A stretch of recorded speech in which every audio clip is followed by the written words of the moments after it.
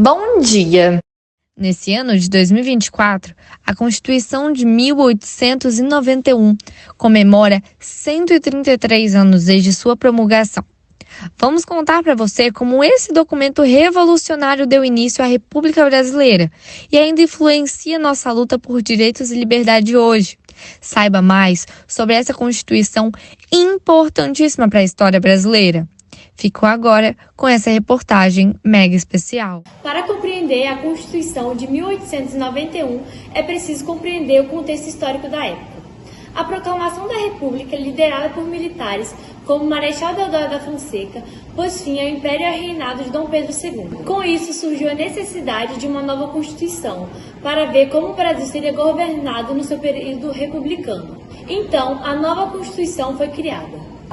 A Constituição de 1891 foi marco essencial para a história do Brasil, pois ela representou a transição de monarquia para a república. Foi a segunda Constituição brasileira, mas a primeira do período republicano. Ela foi promulgada em 24 de fevereiro de 1891 e aconteceu logo após a proclamação da República em 1889.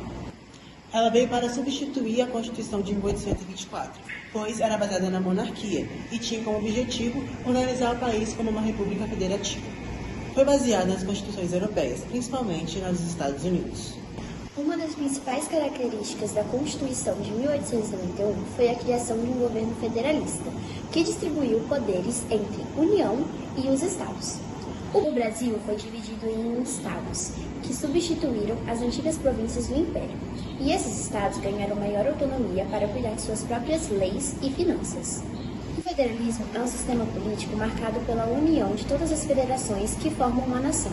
Na Constituição anterior, de 24, existia o poder moderador, que dizia que o imperador podia interferir em todos os outros poderes. Já no de 81, esse poder foi abolido. Essa abolição garantiu maior separação entre os poderes, que foram divididos claramente em três, que era executivo, legislativo e judiciário.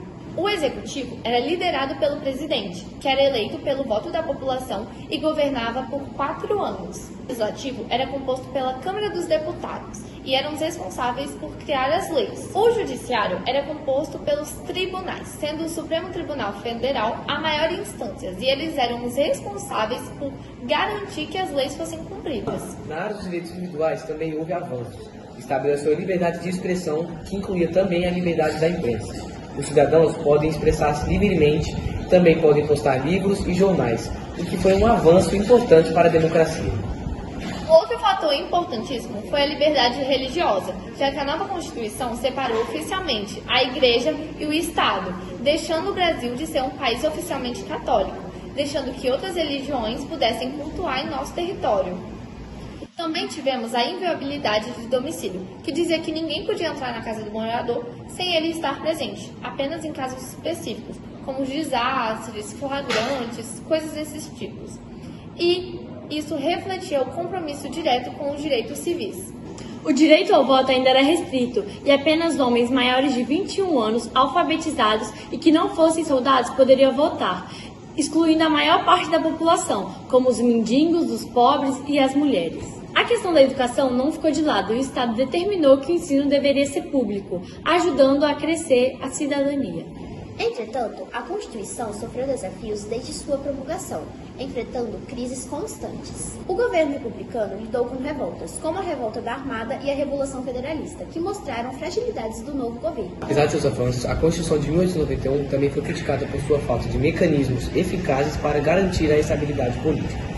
O sistema de governo também foi influenciado por oligarquias e sistemas econômicos que influenciavam por controlar o processo político. Ao longo do tempo, a Constituição de 1891 passou por diversas interpretações e adaptações. Mas suas bases republicanas e federalistas sempre permaneceram. Ela foi um passo crucial para a formação do Brasil moderno, influenciando as próximas constituições.